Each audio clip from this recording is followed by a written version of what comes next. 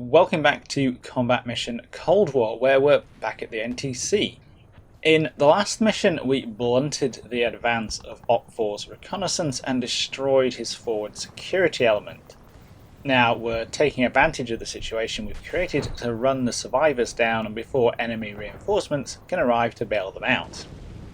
To do this, I've got B Company team again, minus the losses of the last mission, but bulked out by further support. I again have 2 Cobras on call, backed up by a 3-gun battery of 155mm howitzers with cluster munitions. In 10 minutes, another 2 platoons of M60 tanks from the battalion heavy team will be arriving around point 199.1 as well. The map is exactly the same one as before, and because terrain is destiny in war, that means I'm basically going in with the same plan.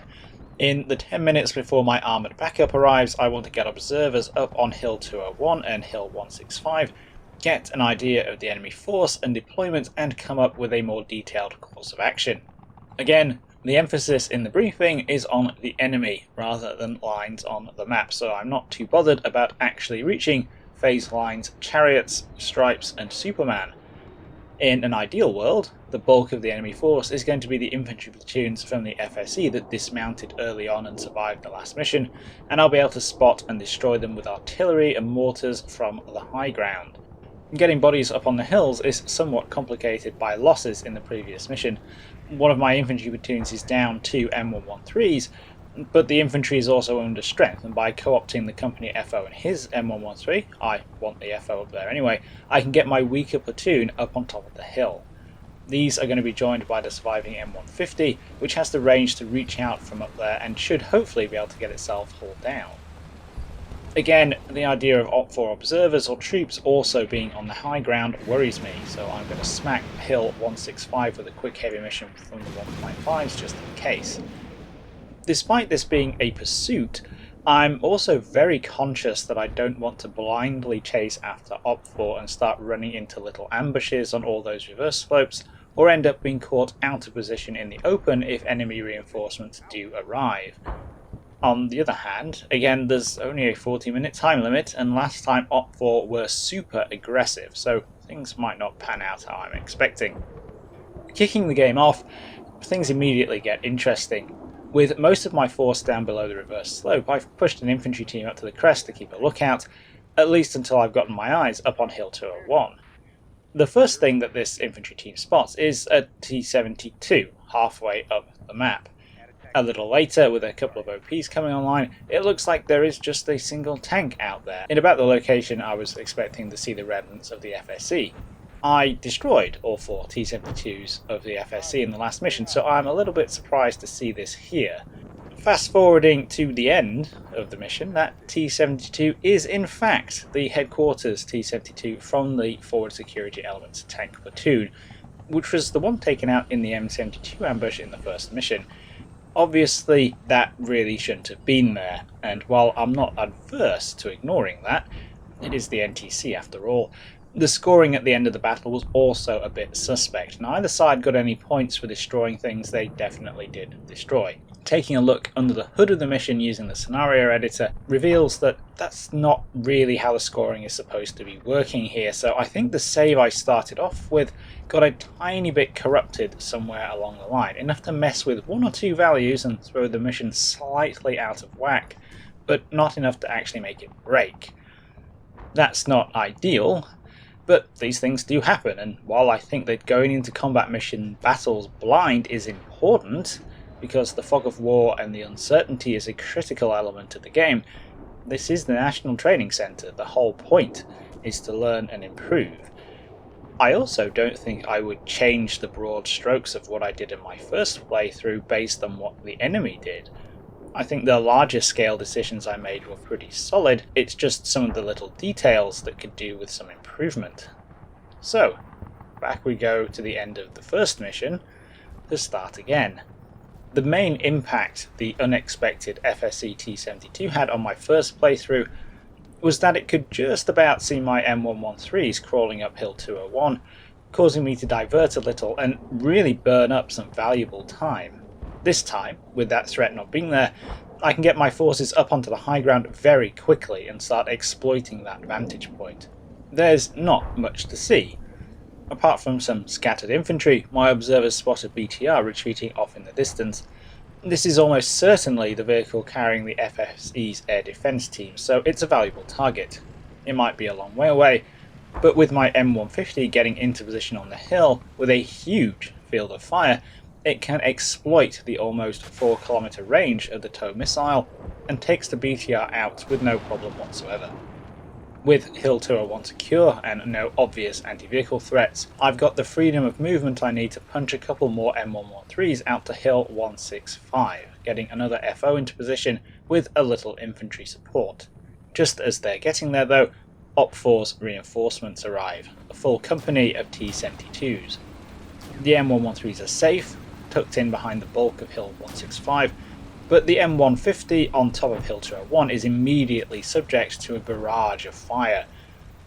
Luckily, none of the incoming rounds connect, the range is still quite long, and the crew coolly get a missile off, guiding it into one of the T-72s and taking it out. The M150 can hardly stay there though, and its tech AI automatically reverses away from the crest into safety so it can reload. My M60s haul down on the edge of my deployment zone, make a couple of spots and put a couple of rounds down range, including one aimed at a Shilka AA vehicle accompanying the T-72s, but they don't score any hits and I quickly draw them back out of sight. An entire tank company is not something I really want to be messing with here. This has taken us up to the 10-minute mark though, which means my reinforcements have arrived and I have another 10 M60A1s at my disposal. The big question is what to do with them. They've popped onto the map up by 0.199 and I immediately make sure they roll into hull down positions, but it's difficult to see how they would get forward. The T-72s are also hull down, a good 2,000 metres away, and I have no doubts at all that the OPFOR gunners will be able to land hits on my tanks at that range if I start trying to advance with them. In other words, the T-72s are very effectively blocking me from the physical act of pursuit simply by being there.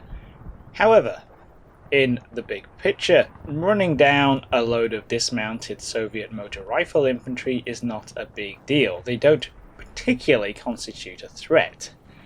The OPFOR tank company, on the other hand, is a serious threat, and while it might be stopping me from advancing, to do that it's presenting itself as a juicy target.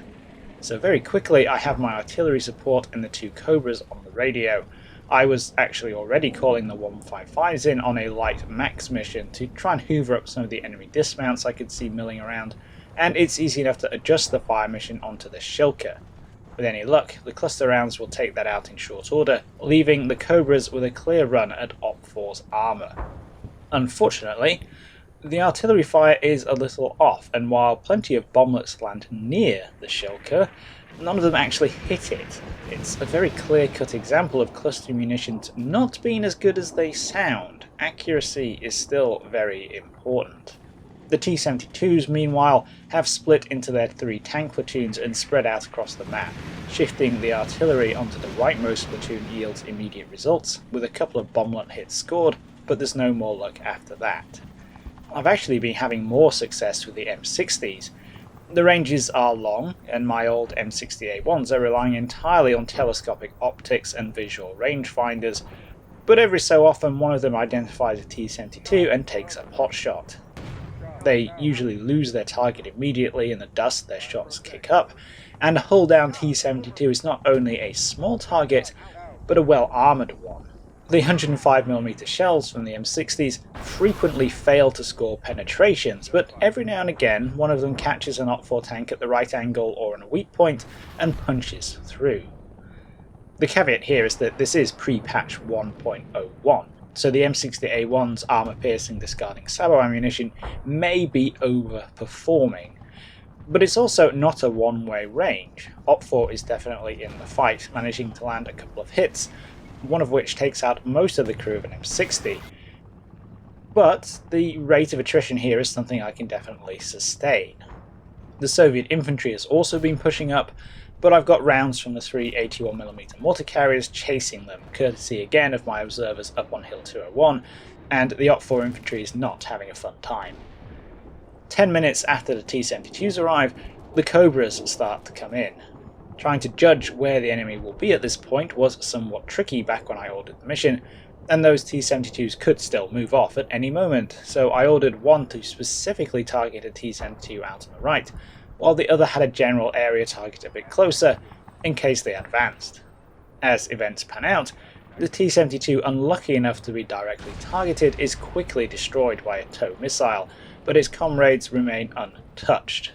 Meanwhile, the other Cobra dumps a load of unguided rockets into the OPFOR dismounts. Not the best showing from the air support, but at least they made a contribution. The Shilka is still alive of course and engages, but firing off a massive stream of tracers reveals its position to the M60s up at point 199, one of which takes it out.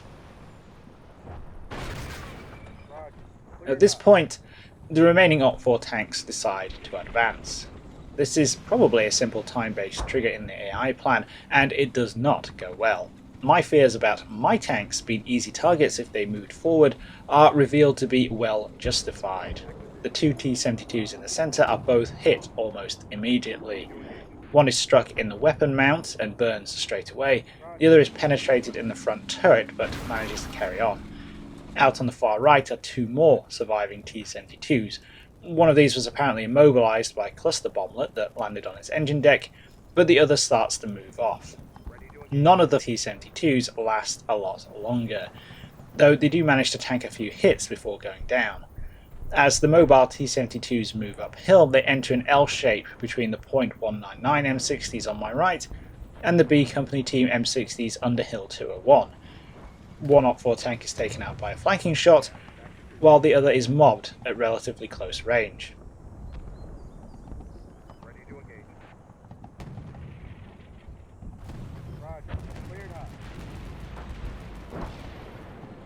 The final T-72 is picked off by the final tow missile of the M150 as it peeks over the shoulder of Hill 201. And with that, OPFOR is essentially out of combat power. All of the enemy vehicles have been knocked out or destroyed, and while there is plenty of infantry on the map, it's scattered and short-ranged. After a few turns of advancing from point 199 with the M60 platoons, the enemy throw in the towel. That makes it a total victory for the US, and one at remarkably low cost, 3 men dead and 1 wounded, all but one of whom were from a single M60 penetrated on the turret front. It's important to remember though that this is the second time I've played this battle. Although I've basically pursued the same plan and made roughly the same decisions, it's inevitable that I've been able to refine things and produce a better result. On the first playthrough I suffered 23 dead and 3 wounded, as well as losing 5 M60s and 2 M113s. There were 3 main differences in the 2 playthroughs. In the second I was more patient with my tank reinforcements, keeping them less exposed and more hull down instead of edging forward to try and improve their spotting. I also treated the incoming OPFOR infantry with a lot more respect second time around and pasted them with more effective mortar fire before they got into RPG range. And finally, without the mystery T-72 at the start to slow my initial moves down, I was able to spread out my hilltop observers a lot more, getting them out onto Hill 165 as well as Hill 201, which made them a lot less vulnerable to OPFOR's indirect fire. We can also spot some trends. There are some marked similarities with the last mission, the hasty attack. Firstly, controlling the high ground again gave me a huge advantage. Although the enemy infantry was always hard to spot, the incoming T-72s and their supporting Shilka were not. I was able to spot, identify and track the entire OPFOR tank company from the instant they arrived on the map, and even in the first playthrough when I didn't do so well, I was able to adjust and fine-tune my planning accordingly.